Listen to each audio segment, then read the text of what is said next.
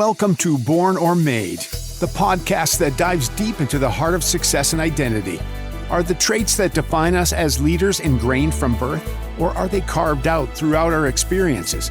Join your host, Anne-Marie LaTulip, as we ask these questions to some of the most insightful and inspiring entrepreneurs of our time.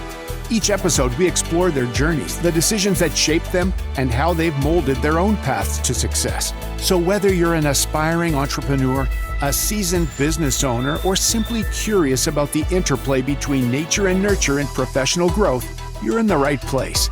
Get ready for compelling stories, transformative insights, and a new perspective on what it really takes to make it in the world of entrepreneurship.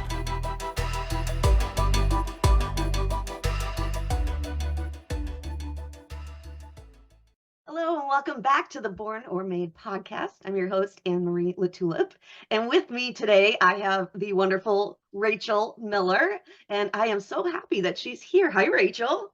Hello, Anne-Marie. It's so grateful that you're having me. Thank you. It's so great. And will you take a minute? I know who you are and what you do, but for anyone that might not, will you take a minute and tell us more about Rachel?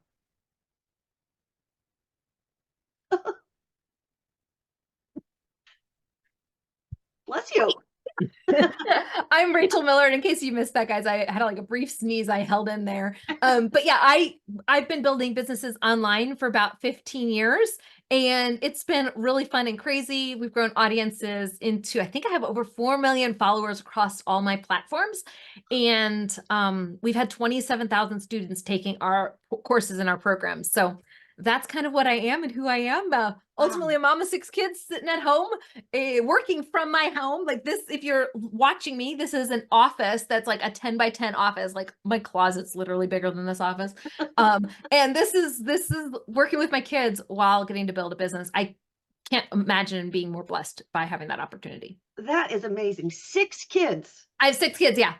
6. They're all teenagers now, except for the youngest. He's 12 and a half, which kind of is a teenager too. But yeah, they're teenagers. It's insane. How do you find the time? My goodness, that's to run a business and manage 6 kids. It's somehow it happens. I'm not exactly sure, other than time multiplies. So I believe that, well, actually, this is something that every single human has experienced. So Anne-Marie, when someone's coming over to your house and you know you've got about 15 minutes notice that they're coming, how clean do you get your house in that 15 minutes of time? Really clean, right? Yeah, pretty clean. As in for 15 minutes, you actually get a whole lot done. Now, let's say you have Saturday morning and you're going to clean for Saturday, 10 o'clock, you finish your coffee. Now you're going to go clean up the house. In 15 minutes, how much do you get done? Not a whole lot. Whenever you have a lot going on, you can compress time. And so it's like a time multiplier. And I really think my kids are my biggest gift because they help me learn to multiply time. Wow. That's so true though. That's so interesting. So are they all just about this right around the same? Yeah. Our oldest is turning 18 next month. And I said my youngest, he's 12 and a half. So yeah, we have 6 kids in 5 years. Wow. Wow. 5 years and like 6 months or 4 months or something. Crazy. And so where are you? Where do you live? I'm in Fort Worth, Texas. Oh, no kidding. Yeah. My boyfriend's parents live right outside of, and sister live right outside of Fort Worth. Well, do you know where Keller is? No, I don't. Okay, well, I'm in Keller, Texas. They are in, I forget the name of the town, but it's just outside of, I can't think of it now, but anyway, they're right out like 15 minutes outside of Fort Worth. So that's funny. That's wonderful. Yeah. So, all right. So you have a very successful business. And first off, I want to tell you how I saw a summit that you were speaking on, a virtual summit with, his name was Naveed. Oh, I love Naveed. Yeah. And there's one comment that you made that I was like, I have to ask her about that. And I've just remembered it since then. It was, you said, I own businesses and some of them don't even know who I am. Yes. Do you remember saying that? Yes, there's lots of my businesses, even public facing ones. Like I have audiences that no one knows who I am. So can you talk a little bit about that, what you meant by that? Well, I'll give you an example of one. So my neighbor's cat was very, very annoying, and he would pee on my lawn furniture. So you go outside and you sit on your chair, and it's like those wicker chairs, and you're like, what does that smell? And you realize you just sat where the neighbor cat decided to mark. This cat really, really loved my garden area, my fire pit, like all of my fun places in my yard. He just was really, really annoying, and I just hated this cat. And I am not a cat person at all. So this neighbor cat was just okay. So I did what every rational human does, and I created a Facebook page about Titus and Titus's behavior and how Titus was misbehaving and how Titus, I just basically took pictures of my neighbor's cat and how he preferred my backyard to his own backyard. And next thing you know, it went viral, and we have like 250,000 followers on the page. Titus has since passed away. He got hit by a car or something. I remember like reading that something horrible had happened to him, and I felt bad at the time, even though like I didn't really feel an attachment to Titus, and I was kind of half like glad because now my lawn furniture I can enjoy it again without like having to bleach it every week. Anyways, so the cat, while I collected this audience of 250,000 people, I don't actually even own a cat. I don't like cats. I'm not like a cat person, and yet I was able to grow a cat audience. And then my brother purchased a business for cat products, and I'm like, hey, I have this audience, you might as well. So now I have a business that supports cat people, and I'm not even a cat person. But yes, I have a viral cat audience. Wow, that's one example. I have lots of businesses like that. So, I mean, we've got DIY home site, I have a preschool site, I have a parenting one, I have a marketing one, I have ones for like a couple of local businesses that I help promote. Yeah. So are they all started by a Facebook group? Is that I start them all with a Facebook page. So I think yeah, Facebook pages are the best way because you can collect people as an audience. And then from your Facebook page, you can drive them into a group, to an email list, to an SMS thread, Messenger, WhatsApp, all of the places. But I start with a Facebook page and a Facebook group. And that's all organic? Organic. I don't pay.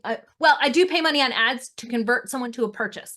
What I use the group page for is to collect the right people. Right. And then I run a conversion ad to that audience. So I'm not having to ask Facebook to go find for me the people who are obsessed about cats. The cat people come to me, and then I say, hey, I'm endorsing this product. Do you want to go check it out? And because they already know and love and trust me, that ad converts at a lower rate than if I went to a cold audience. And it also, if I run and it expands past my audience, well, Facebook already knows who to drive that traffic to because I've already seeded that ad with the correct people. So I basically collect an audience of buyers of my products. That's incredible. So did you, before this online world became the way it is now, were you always doing this type of work, or is this something fairly new for you? What was okay, so if you want to go all the way back to the beginning, my parents were entrepreneurs. So I always knew from watching them that I could make my own money. Like I didn't have to have a paycheck unless I wanted to have a paycheck. And watching my parents, though, my parents had months of fat and months of famine, right? So we had months where like, oh, the money's coming in. And then we had months where like, oh, there's no money. And so I saw that up and down, and I was like, I don't want that in my life. Oh, no way. Yeah. And so I was resistant. I said I was not going to be an entrepreneur because I didn't want to have that kind of stress that I saw my parents in. I thought going like the not entrepreneur route would be better. But how does it work? Whenever you see the other side, you can't not see it. And I realized that people who aren't entrepreneurs, like they can't see that there's a business opportunity. Like it's just not in their DNA to see that there's this gap, right? And when they see a problem, they're seeing a problem to complain about it and to vocalize that they don't like something, not to actually change something. Whereas I always thought if you see a problem, it's your responsibility to fix it. Otherwise, keep your mouth shut. So it's a kind of like, so I was always tuned by the way I was raised as an entrepreneur to always see problems and seek out solutions for those problems and to serve other people with solutions for those problems. So, and make businesses, like that's in my DNA. That said, I was going to become a teacher. And so I became an economics teacher. I went to school, got a degree, found a teaching job, became an economics teacher, and then had baby. We had our first two were about a year apart. And so when I was on maternity leave, I got pregnant. So I was went from maternity leave. Then I had it was actually like a 4-month maternity leave because of the way school started up again. So by the time my 10 weeks were in, I was like, oh, shoot. So I couldn't go back to school that year to teach because you can't really do I couldn't really pull it off, if that makes Yeah. sense. Physically, I couldn't pull it off, and I couldn't pull it off with daycare with 2 babies. So, and taking another maternity leave, like the next school year, partway through the year after I just took one, was not like what the school really wanted me to do either. Yeah.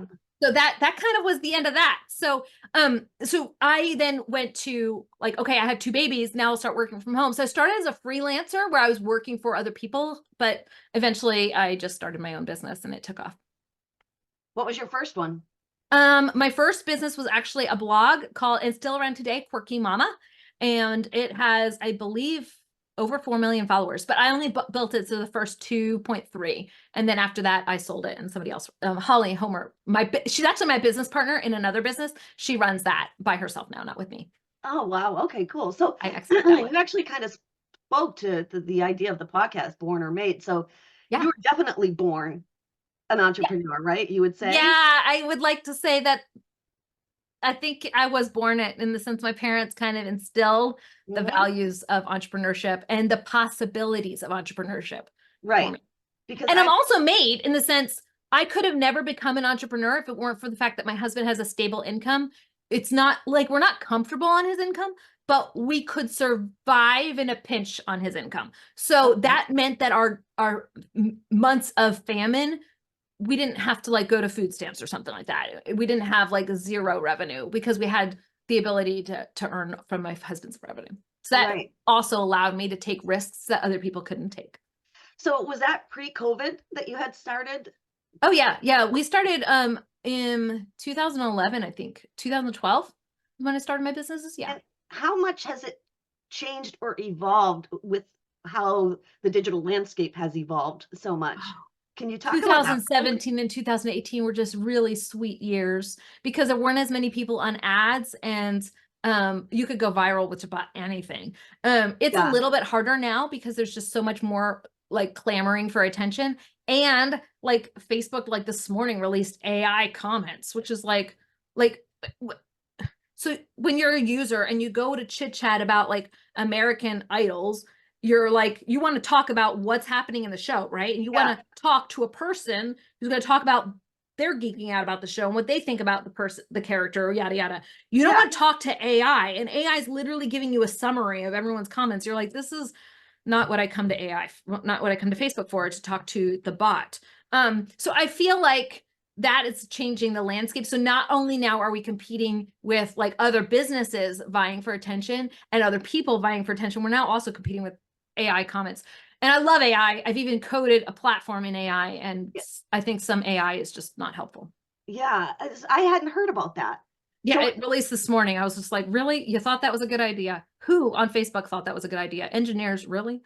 So so let me understand. So the bots are actually typing in comments? Yes. And then summarizing. Yes. Wow. Yes. Yes. Why is that necessary? So now you're not, it has a meta summary at the top of something.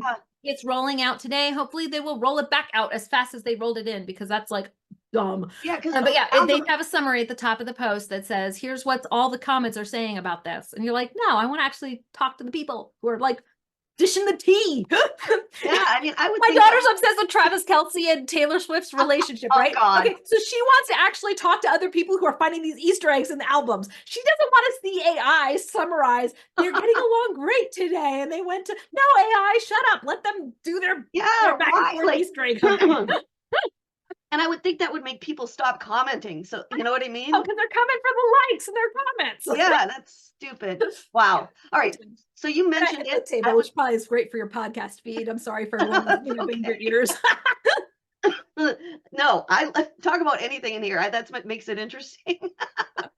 Listen, talk about, you mentioned it briefly, but your platform or software that you created. Yeah, we built a platform. Have you ever tried typing something into ChatGPT and like making a sales page or writing an email?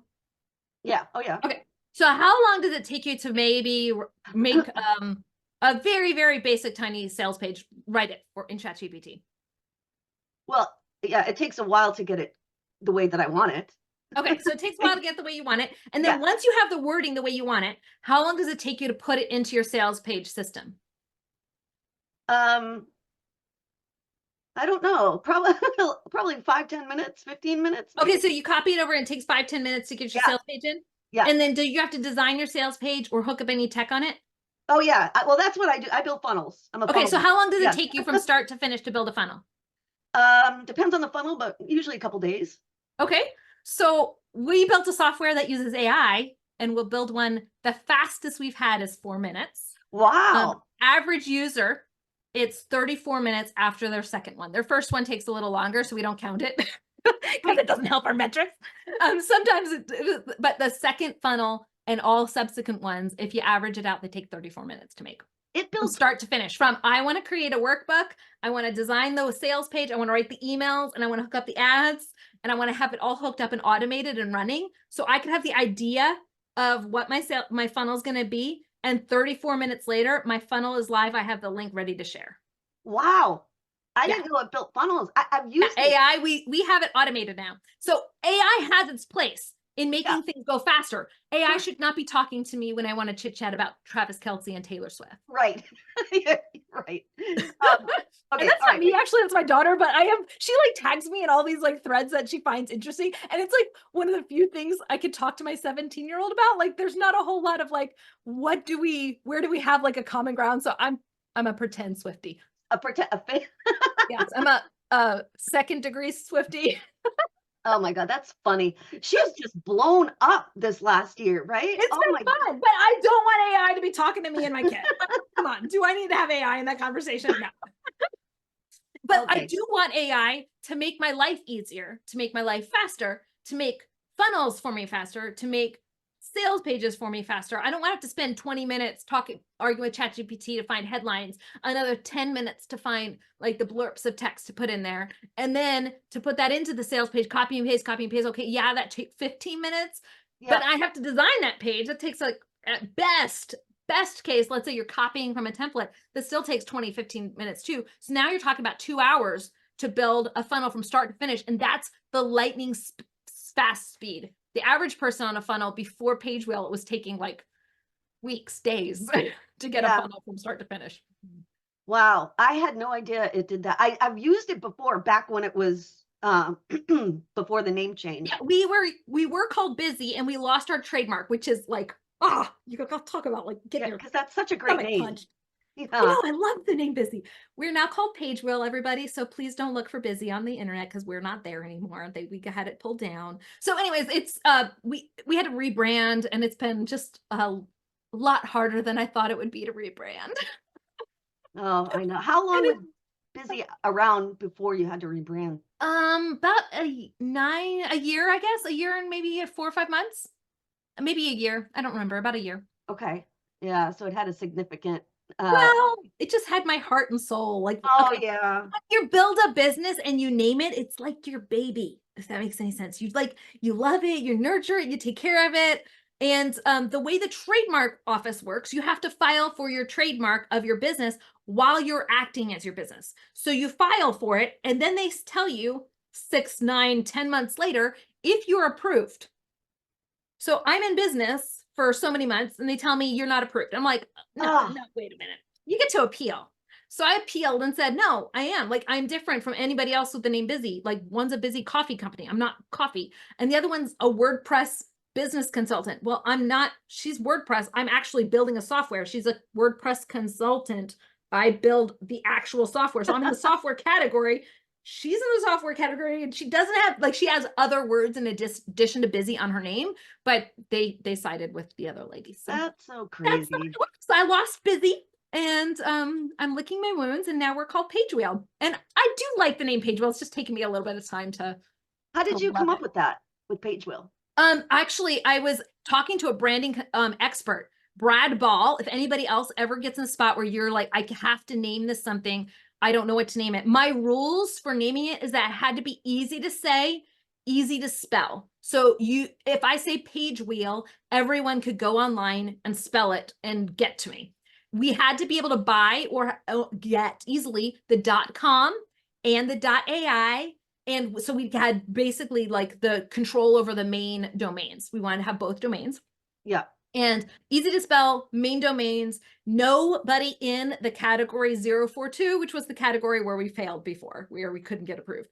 And so and if possible, nobody else camping on it in social media, so that there's not like it's the person who's number one in Pagewheel is not like getting like 45,000 incoming links, because we couldn't necessarily compete with 45,000 incoming links. Right. And that's actually why we're doing podcasts, is because you guys, whenever you put the show notes up, you put links to our websites, and those are verified links. So we're doing our sweat equity, building up our links. I feel so used.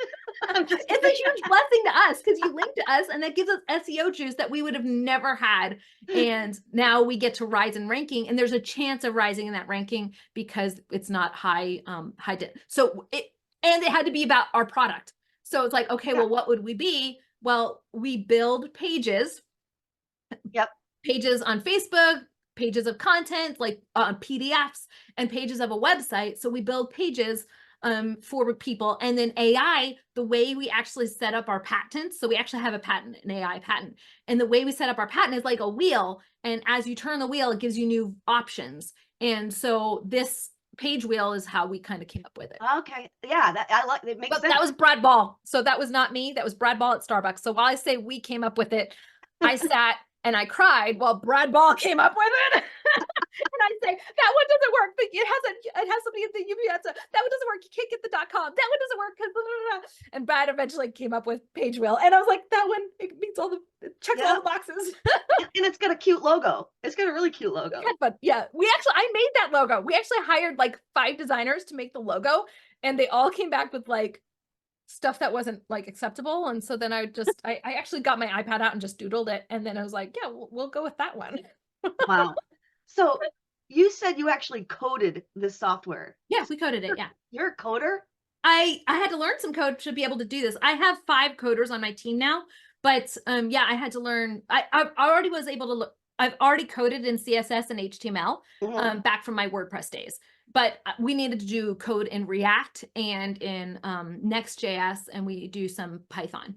So I learned how to read those. I don't know if and I wouldn't say I'm good at reading Python yet. I can read the code enough to kind of get the lay of the land a little bit and to see that they're doing their job, but I do code in HTML and CSS. Okay. Yeah, I have some basic code knowledge, but certainly not enough to have created a software. So for anyone that's listening, can you explain what you mean by Python? Okay. The different. Every single website you see has multiple layers in it. So what you're physically looking at is usually the CSS, as in that makes it look pretty on the page. Then in the HTML, possibly to like, here's the boundaries of the columns on the page and stuff like that. So that's generally CSS. Then on the back end, you have to have, when you click the button, that button click is captured and it takes an action. For us, React is the code that makes the button clicks work. So there's different coders that just make React work. So it's like React then talks to the backend. The backend then delivers the result. So if they click enter, then that goes to the backend and the backend delivers something. Well, to code that base of all that content in the backend, we used Python. That's so interesting. Yeah, it's fun. Is JavaScript another? No, we use Next.js, which is similar to Java, but okay. We're moving away from React because there were some limitations with React, and so we're recoding our site in Next.js. Wow, that's fascinating to me. I'm like, I want to go check out all that stuff. That's so cool. Oh yeah, no, you're gonna flip. And like in 2 weeks, we're releasing where they can have webinars written for them and have a webinar hosting page. They can have a 5-day coaching plan. They can have a coaching call. So like you can say, I want to have a digital product, or I want to have a coaching, like sign people up for my coaching program, and it'll pick which one. You can just have AI rerun the whole sales page and it changes the layout for you. Wow. That's amazing. So what made you start that or create that software? Oh, Lordy. So I told you guys how I have a cat audience, right? I also have like a crockpot audience, and I have a DIY home audience, and I have a preschool kids audience. My business partner has a makeup audience, and she also has like, she has like 17 other audiences. No, she doesn't have a 17 anymore. I think she sold a bunch. She has like 5 or 6 additional audiences. So like, we're all like random niches.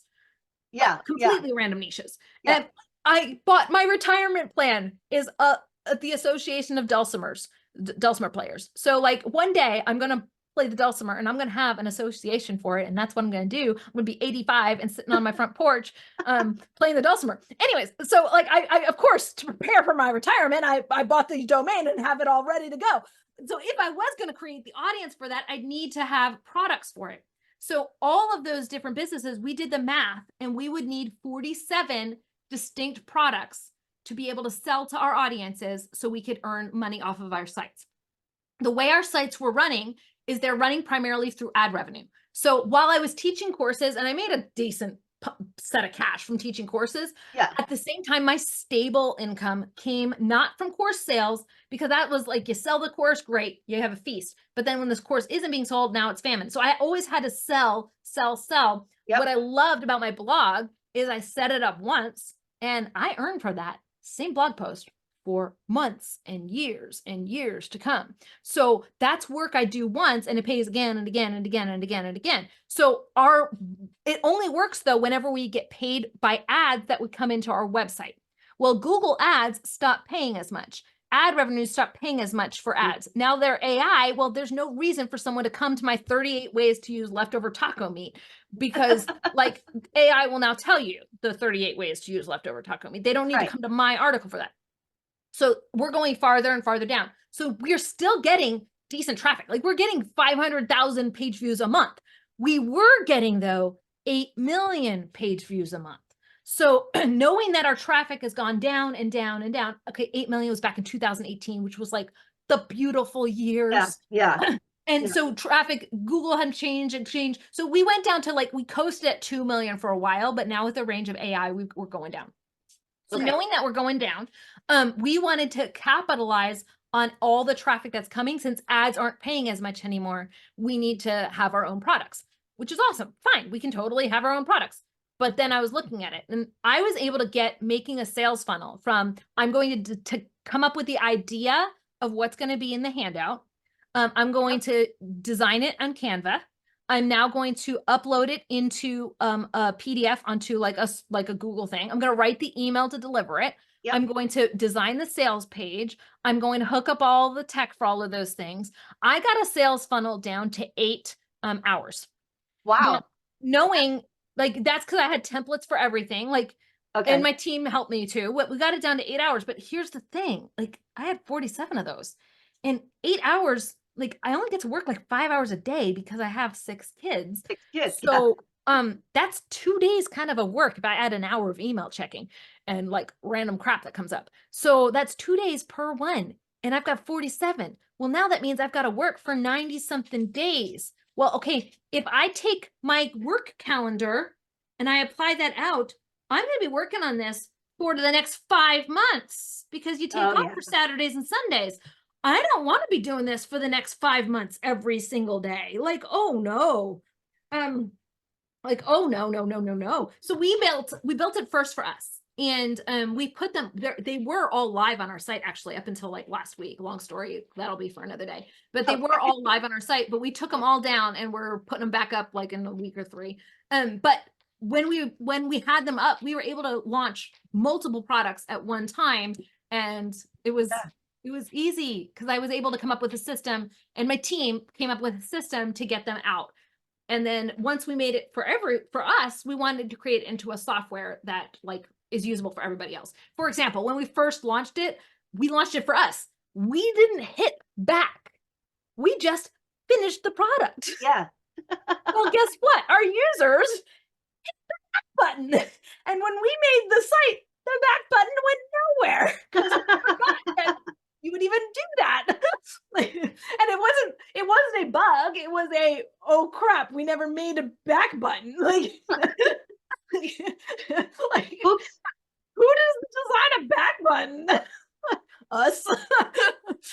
So anyways, we had to learn some things in the process. Yeah. Trial and error. Yeah. Oh my goodness. That's great. That's so cool to me. I mean, like I said, I build funnels, I do all of that stuff, but to be able to create your own software is something really, really cool. It was freaking cool. And it was really fun to see it come together and then see people who were never able to get their funnel live. Or Yeah, let's say they yeah, bought a funnel, they couldn't get all the bugs out, or they kept having to hire an expert to do all of the things instead of right. just making automation where, okay, I want to change the price. You just go in and change it in one place and it changes it everywhere. You don't have to like, oh, I decide we don't do orange anymore. Now we're pink. Well, now your product, you can change the color in your sales page, your product, your emails, your ads all at one time with one button push. It just simplifies so much. Yeah. Oh, that's great. Hey, I have to ask you, who is that handsome baby? Or I don't know if it's a girl Oh, or boy, but that one? behind you. Yeah. That's Jim. And then we Jim? also have Captain. This is Captain. I have two puppies. I get to Oh, hi. I have Captain's two. always at my feet. And then Jim is on that chair almost all the time. Jim. Unless my teenagers come home. And then Jim just loses his ever-loving mind. So Jim. I love that name for he's Dr. Jim Bigglesworth, and it's Captain Glitter Sparkles Pants. My children have the best naming. And I mean, these were named when they were younger. So they were really interested in Captain America. Oh, yeah. And Captain America, and then my kids love glitter and sparkles. So I think glitter and sparkles were like two trolls and something. I don't remember. So that's how Captain America, glitter sparkles pants. That's how he was named. We mixed the names that the kids they put their name that they want to name the dog into a pot, and we mix them up. Oh my God, that's funny. And then he was Doctor because they loved Doctor Who at the time. And then there was a rabbit called Bigglesworth that had a YouTube channel. And so Dr. Jim Bigglesworth, that's how that one came. And I don't know where the Jim came from. I'm not sure how Jim got there. Jim. What Dr. Jim is he went by Dr. Jim for a really long time until I just got tired of saying Dr. Jim. Yeah, yeah. What kind of dog is he? Oh, who knows? Oh, he's just a mutt. Yeah. Yeah, no, they both were rescues.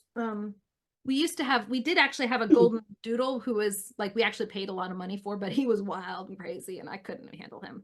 Oh, no. Captain's a animal with a heartbeat, and Jim is pretty chill too. Although he gets wild when the boys come home. He gets like, he's chill, but around teenage boys, he's like a maniac.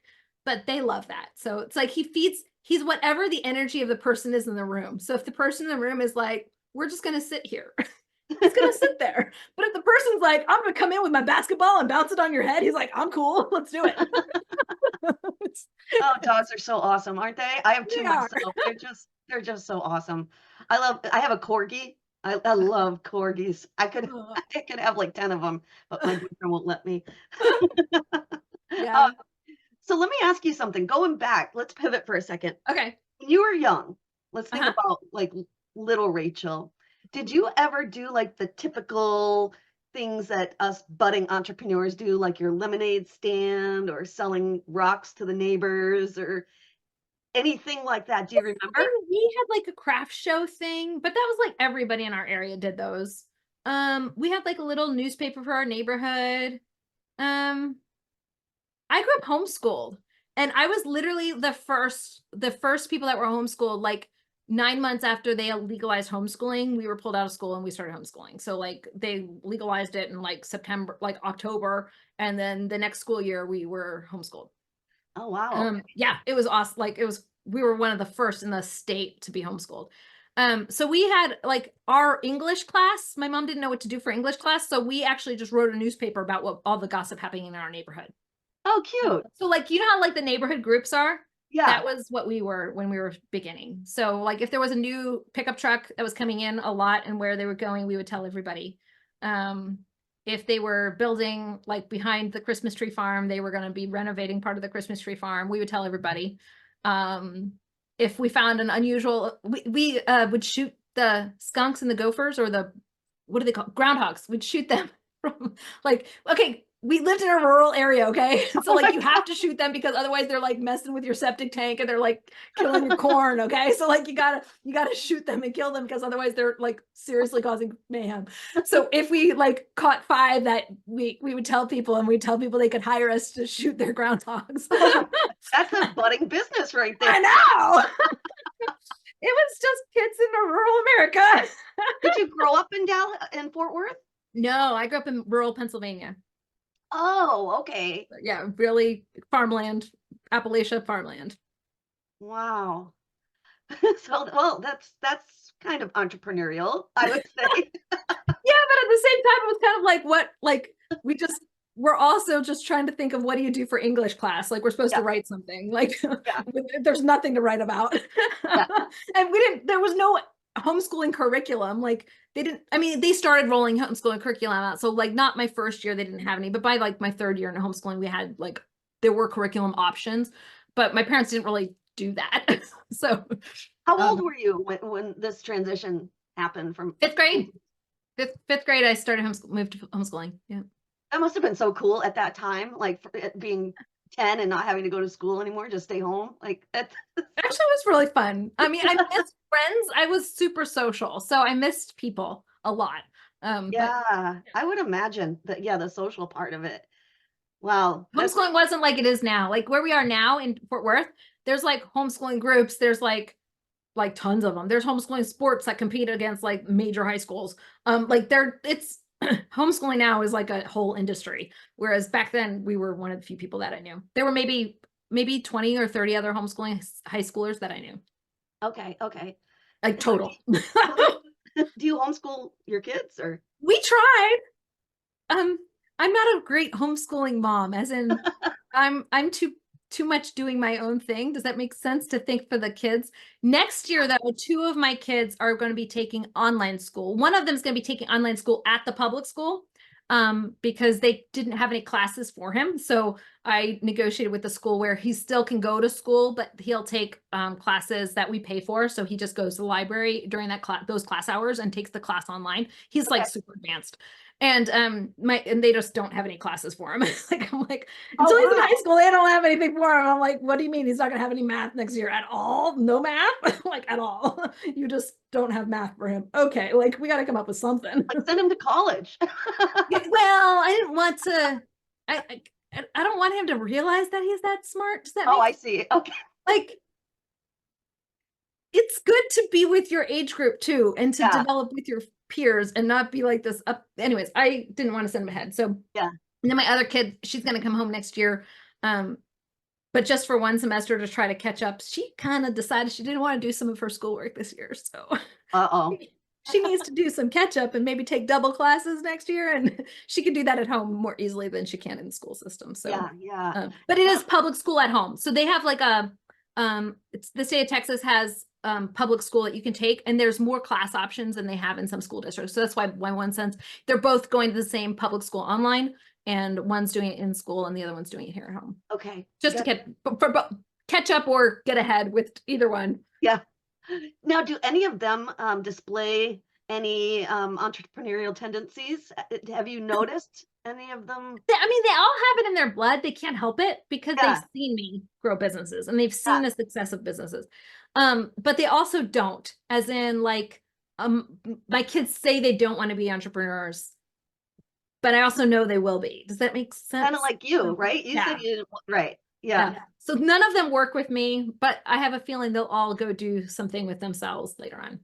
Yeah. And it's so it's so much easier now for kids to start businesses when they're younger with the digital world the way that it is. You know.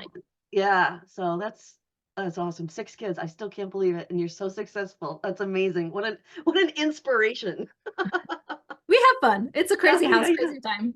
What does your husband do? Is he in the online world also, or? He's in technology. He's a director for a city, a tech director, IT director for a city. Okay. All right. So he runs all the technology that a city needs to run on.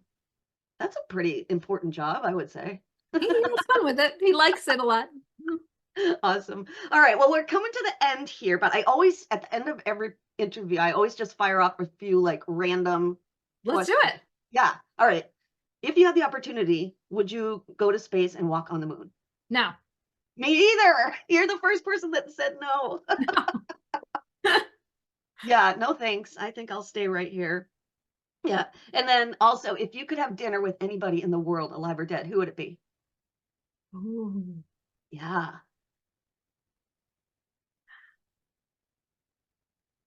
I don't know. That's a good one, huh? It is a good one. I'd like to probably say Martin Luther King. I bet he was a fascinating man. Because he was a public speaker who bucked the system and he had to monetize it. He had to fund the whole movement. Yeah, it'd be fun to talk to him as a business leader, see what he would say as a business person. Okay. All right. Very good. And then last, what book has inspired you most? Not necessarily a business book, any kind of book. Theology book would be Bondage of the Will by Martin Luther King, which is not Martin Luther King Jr., different guy from like the 1500s. Okay. I also loved like philosophy books. There's a couple economic books by Keynes that I think are fascinating, and they actually impact how you think of virals. So I love economics books, especially Keynes theories. For virals, I love the book Contagious. That's my favorite book for like social media. Okay. Who's it by? Do you remember? Oh my word. Oh, if you don't, it's okay. It's just in case people might want. Contagious. I mean, I could go find it. I can't remember who it's by off the top of my head. Isn't that weird? But yeah, it's over No there. worries. I'll put it in the show notes just in case anyone wants to check it out. Yeah. Right. Awesome. Now, do you have something that you want to tell us about for my audience? Yeah, if they'd like to have AI write social media content for them, we have a free gift for them. They can go to pax.pagewheel.com and we'll help them create their social media calendars so they can have their own crazy cat audience if they want one, or whatever your audience is. That's so awesome. Well, congratulations. You've done so many amazing things, and I'm so glad that you were able to come chat with me today. Anne Marie, thank you so much for having me. I appreciate it.